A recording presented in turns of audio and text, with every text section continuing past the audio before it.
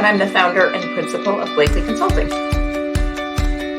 Welcome to Coffee Time with Masterminds. I am Cynthia Rojas, founder and principal of To Your Growth. Welcome to Coffee Time with Masterminds. I'm Rebecca Tuttle, founder and principal of Grant Right Now and Grant Writing for Good. Hi, everyone. Thank you for joining us. This is Coffee Time with Masterminds, a 30-minute conversation with and for leaders of mission-based organizations. If you're joining us, welcome. Let us know where you're from in the chat by placing your name and your location. We get listeners from all around the world, including Australia. We mentioned last week that we are now being syndicated in a radio show in Australia. So hello to our listeners there. I am Cynthia Rojas, founder and principal of To Your Growth. And I am joined with my co-host, Peter Blakely, founder and principal of Blakely Consulting. Good morning. Hi, Good how to are see you? Good, thank you. How are you? I'm good. And as we mentioned last week, Rebecca's recovering and taking some time off, but a great shout out to her, and hopefully she's doing better every day. So we've been talking about the great resignation. One of the consequences of the pandemic has been this movement that individuals are thinking about their work, they're thinking about their life purpose, and they're looking for a better way of bringing the two together: life purpose, work, and life. And for many individuals, that means working from home as well. But what does this mean for nonprofits? Nonprofits have always struggled with getting talent. For-profit counterparts creates a competition that's been challenging for nonprofits. And so, here to talk to us about one nonprofit organization's quest to retain and hire great talent is Chanelle Goldson. Chanelle, how are you? Hello, I'm doing well. How are you? Morning. I'm good. Thank you for joining us. And so Chanelle is a HR human resources professional for a nonprofit organization that provides behavioral health services. She has over a decade of experience working in human service fields, and she specializes in recruitment, retention, workforce management, and community engagement. So if there's anybody we're going to talk to, it's going to be her. She has some great ideas on how to move this forward. But let's put some things into context. Peter, There's so much to unpack here. I know. Peter, we've been talking about this for a while. Do you want to put this into context and tell us why this is important to us? You know, this issue brings together so many of the issues that we have talked about on this show. And even in your introduction, I heard, I'm kind of like, I want to respond to some things you're saying. Like, one, that there's this, is this true that the reason not-for-profits have a hard time hiring is because they don't pay well, or because for-profits pay better, right? Is that the kind of competition that we want to assume is going on?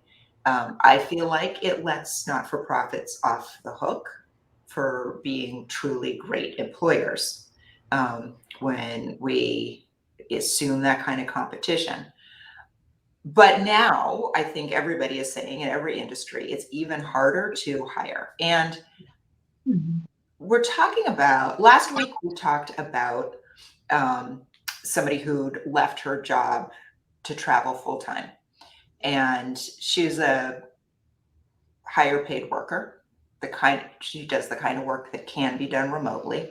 But I think one of the pieces there are three pieces of the conversation that we're missing. One is distinguishing between the people who can do their jobs remotely and the people who can't. There is an entire workforce that's facing a whole different set of issues because they do direct care, they do retail, they do jobs that they actually have to go to. And I think pay is a much bigger issue there. I think there's also this issue of danger pay, right? People have a certain tolerance for danger in their employment. There are some people who wanted to be race car drivers, right? And then there are other people who wanted to be school teachers. And these equations have changed, right? We cannot necessarily assume that people will do a job that now seems a whole lot more dangerous, for the pay that they used to do it, right? And under different circumstances. And then I think the third thing is, we have talked on this show about the idea of self-care versus structural care and how traumatizing some kinds of not-for-profit work can be anyway, even under the best circumstances. And I think now we're entering into an era where the entire country and a lot of the world has a lot of trauma. We are all living through this major traumatic episode. So what is the role of employers here? And to what extent do we continue to say, well, this is the responsibility of workers to keep themselves healthy and well and okay in the workforce? Oh. Yeah, I think you're bringing up a lot of really good points. Chanelle, what are you seeing? So you've been in this for 10 years. So you are pre-pandemic in terms of this industry, the HR world. What are you seeing is different now as a result of the pandemic and the fact that it's just not ending anytime soon? Well, a lot has really changed around recruitment and retention. The way we recruit talent and the way we retain talent has changed drastically.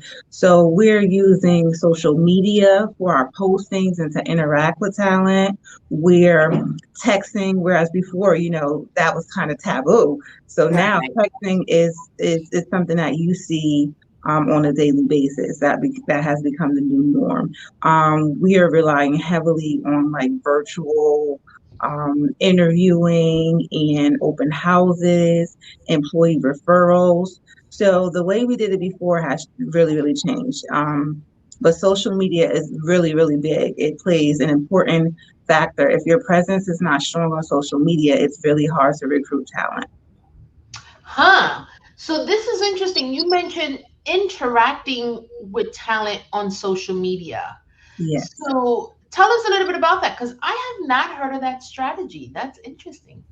Well, there's a feature now too on Facebook, which allows employers to post jobs on Facebook. So a lot of small nonprofits use that as well as larger ones. And sometimes you get some good outcomes with that because it's a quick apply. You don't have to do too much to do it, but it still captures your information where an employee can call up, follow up with the applicant and invite them in for an interview. But you just post the position and they may have additional questions and you can talk them through the process that way, because there's so many people who are on their social media and they see those positions and they're like, hey, I'm interested in this. And then you can they can just click apply and you can follow up with them. Or they may reach out to your site and say, hey, we're hiring. I would like to know more information about your benefits or the process. They can interact with you that way.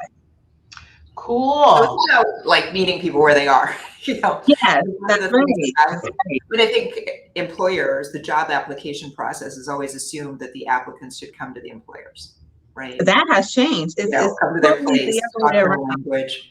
Yeah, and now you're saying like, and particularly during the pandemic, Facebook is where we have all been living for a year and a half. Like that is the real world now. Yes. Yeah. It's great to see that kind of accommodation, I think. So I this, think so too. go ahead. Oh no, I was just agreeing that I think so too. Meeting people where they are. Yeah. I love this concept about employers going to individuals versus waiting. I mean, that's definitely changed on a lot of levels. Yes. Right? And so that's interesting. So Peter and I gave our opinion about what we think is causing this great resignation. What are you seeing? What are people looking for? Why are they leaving their jobs? And have you experienced a great resignation where you're working? Oh, I definitely experienced a great resignation. So retention rate has decreased across the board. So not just in my organization, but in other organizations that I have partnerships with as well. Now, I think the change is because we really are reflecting on what we want to do in life. And right now, it's some of the things are more obtainable. So people are saying, hey, I have this passion and I have time. They may have additional time, or they're figuring out, hey, I can do this and now's the time to do it, because there's a lot of funding for small businesses that has been created.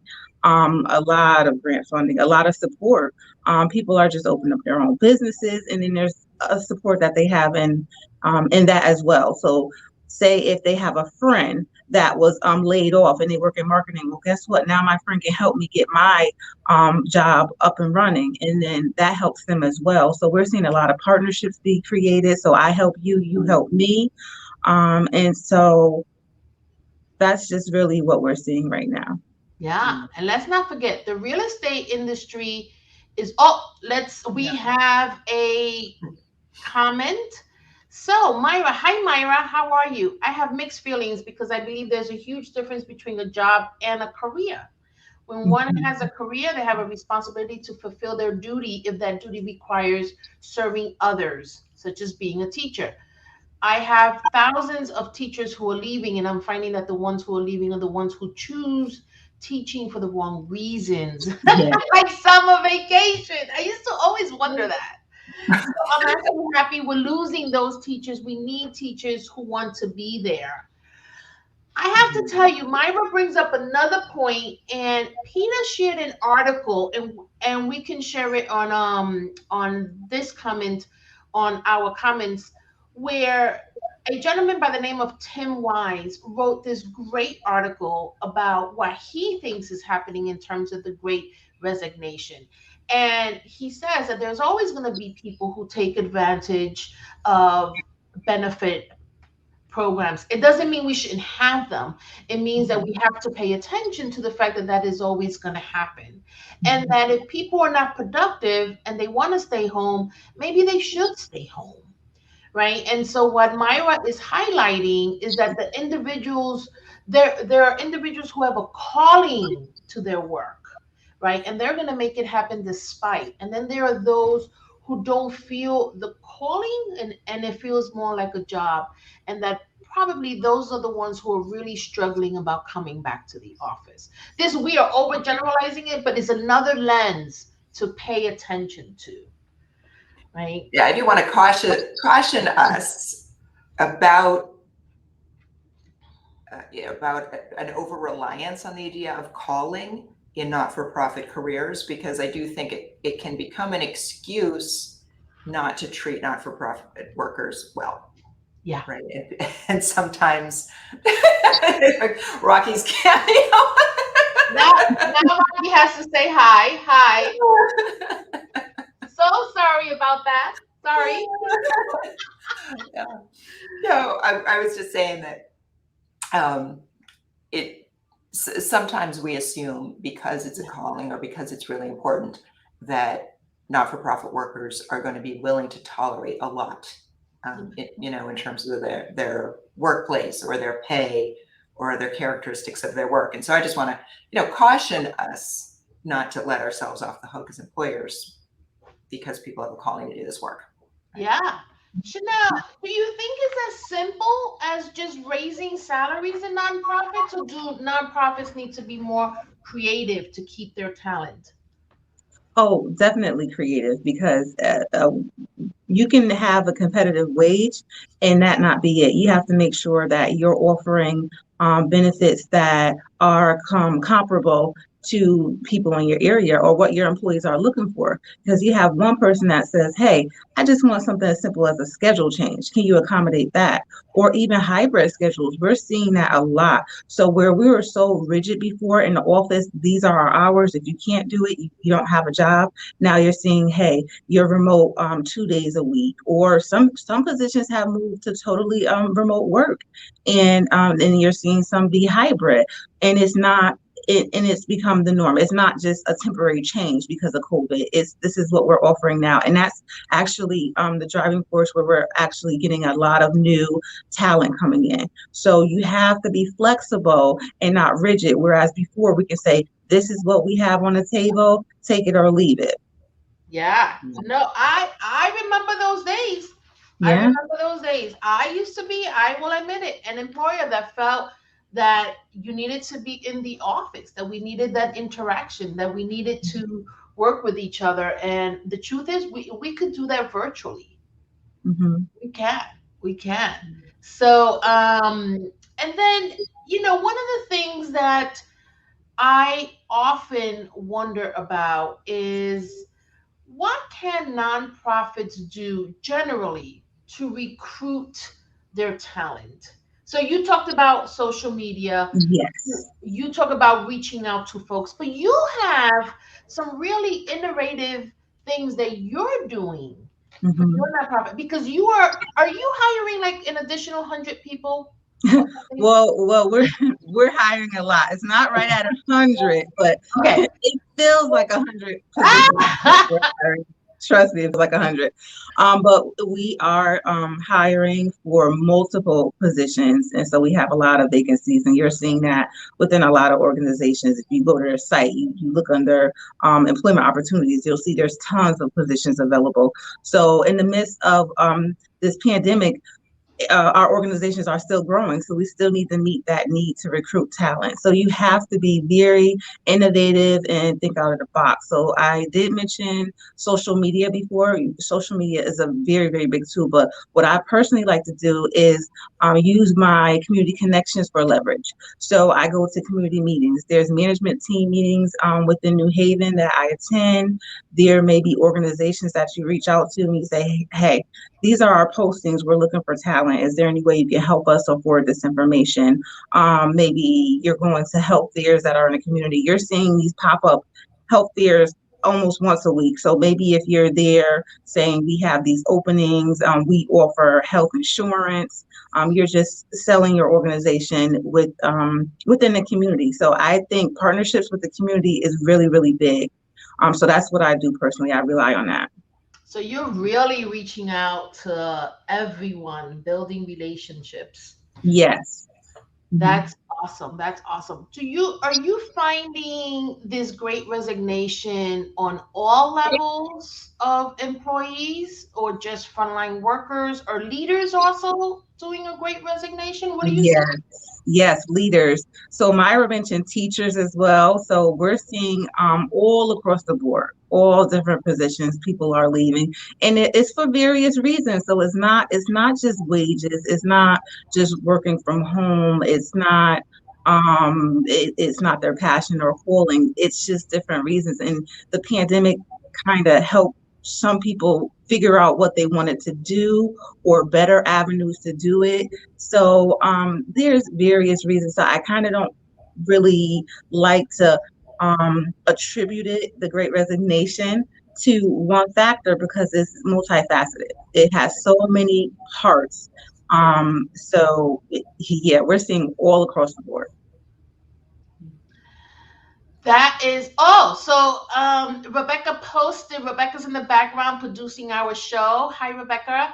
And she posed a question: what has virtual work taught you about the workplace and industry? And Myra replied, it taught me I no longer need paper. Finally, I remember 10 years ago when I told people I was going paper free, and they thought that was so, weird and eccentric. And Yes. finally, we're all paper free.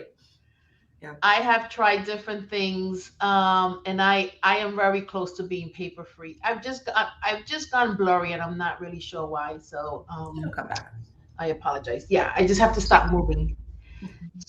So Chanel, So who is go ahead. applying for your jobs? What was that? Who's applying for your jobs? Are they people who are, a lot of them leaving other organizations and coming to your organization? Are they people who are changing fields? Is it a whole mix? It's a mix, but it is a mix of people. So I can't say that it's we're seeing one kind of trend. Yeah. We're just seeing just all different reasons. People are leaving to be closer to home. People are applying here because the type of services that we provide aligns with what they want to do as a career. So we're seeing that. Yeah. Yeah. And so I think the idea of it's happening at all levels is really important to highlight and lift, because there's this perception. So a lot of this conversation is happening within the hospitality industry and how nobody wants to work. And Tim Wise, the gentleman who wrote this article, was really interesting. He said, first of all, let's not forget we are still in the middle of a pandemic, right? That has not ended. Second of all, because it's gone so long, we probably all know somebody that has been impacted, or we know somebody who has passed. This is very different from the very beginning, where it was still something you heard happen to other people, right? Where now it's come closer to home. And that there's also this fear of one's health, and that we have a right to care for our health and the health of our families. So that's another thing that's not getting talked about. And so I wonder if any of you had any comments to that end. I do. It's important that you stress this um, all across the board. Like when you're recruiting, even with your current employees, that we're trying to keep them safe. We're doing everything possible to keep them safe, and safety is our priority. So sometimes there are things that you might want to put in place that are a requirement. So say if the governor puts out a mandate, why should we wait on a mandate to keep our employees safe? So just making sure that you're doing everything you need to ensure that they're safe. And when they feel safe, they're more apt to come to work and feel comfortable coming to work. Yeah, I agree. I agree. I can't fix that blurriness. It's driving me nuts. I just moved my home office to a co-working space. And it's been really interesting for me because I now have to think about safety protocols. And I am so grateful at how everybody wears a mask here, right? There's no one's debating, no one's yelling at someone for wearing a mask. Like, we all respect those protocols, making sure that we wash our dishes and don't just leave them in the sink for somebody else to have to touch. We wipe everything down. I see somebody walking around all day just spraying. And so I really have come to appreciate, for the past year and a half I've been at home, I've not had to think about those things. Right. So I feel very safe here, which is another thing I hear you lifting, Chanelle. Nice. I think another element to the Great Resignation is how much additional stress it is causing for workers. Their coworkers are resigning, their supervisors are resigning, and that's leaving a lot of workers feeling like they're overworked, or they're lacking guidance, or they're lacking support, and it's just compounding, right? It makes them less happy and feel less supported in their work. Chanelle, is there anything that organizations can do about that? Creating kind of open forums so that employees can be heard. Okay, we understand that there are additional stressors right now.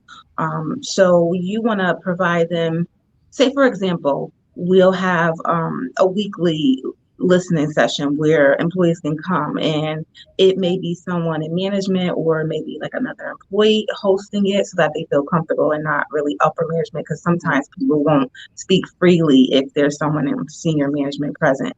So you will want to have someone that the staff feel comfortable, where they can talk, they can bring up their issues and concerns, and that information gets disseminated higher up so that we can actually address it. If people are saying, hey, I feel like we don't have enough employees right now, well, we're going to communicate that we're working and we're trying to get those employees in place. What can we do in the meantime? So it's basically, you really have to listen to provide a space for your employees to voice their concerns and to actually follow up with them and communicate with them that you're trying to meet those needs, because you may not be able to meet those needs right then and there, but allowing them to be aware that you're trying to fix the problem or the issue that they're having helps a lot, because they feel heard. I think, so Myra's commenting, yes, the level of respect for one's and your coworkers' safety has been impressive in my office, and I'm glad because I'm back in the office. Oh, Myra, welcome back to the office.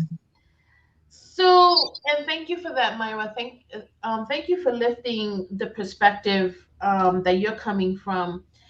I think this is a good point, Peter. This idea of let's not dump the extra work on those who stay behind, right? And it's like in the restaurant industry, don't yell at the waiter or waitress that decided to come to work. It is not their issue. The waits are longer, right? Do not go to a restaurant if you're starving, right? Go if you're hungry, but don't go if you're starving, because then you're gonna be hungry. And that person chose to be there. Like this is a time where I stop and I reflect. This person chose to come to work, right? Where all the people who did or did not, they decided to come. I think about the cashier that I see in the supermarket. I think about the receptionist that I see in the doctor's office, right? And so I have found that I'm growing more compassion, greater compassion for the people who do show up. And we should remember that because there are also articles about how these individuals are getting abused even more because we're angry that we're not getting served the way we used to. And we should think about that and unpack that. Maybe in another show, because that's another 30 minutes. Well, I mean, the people who are, receiving services, right, in a restaurant or in a not-for-profit, are themselves living through a traumatic period in history. Right, So they're not just normal irritated and upset. right, right. Yes. And then that just makes the job that much harder for everyone. Yeah. So we're coming to an end, and Chanelle, I wanted to ask you, so this show is for nonprofit leaders, right? And leaders is not just the executive directors, but all the leaders that are leading the work in their nonprofit organizations. But tell me, what advice do you have for leaders, other HR professionals, nonprofits in general who are really struggling with retaining and recruiting talent? Some advice that I would like to give is one, be flexible. And two, you have to adapt because this isn't going anywhere. This is a new norm for us. So we have to look at our current processes and see how we can change those to meet the current market that we're seeing.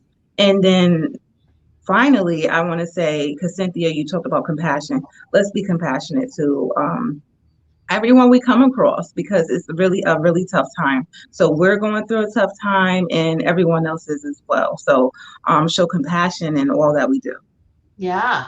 Thank you. Thank You're you for welcome. that. Peter, next week is it next week or in 2 weeks we're having a labor economist come on the Yes. show. Yes. Talk about it from that Yeah. lens. Yes. Next week, we will have a labor economist on the show, and we will be talking about the big picture and what we're seeing nationwide. Yeah, and so last week I announced that I was looking for Lori Fox, who wrote an article about why she left the workforce, and now we're looking for Tim Wise. And if anybody knows Tim Wise, we would love to have him on the show because he I think offers a ton of perspectives and helps us see it from a couple of different lenses. And this is not about blame, but it really is, in the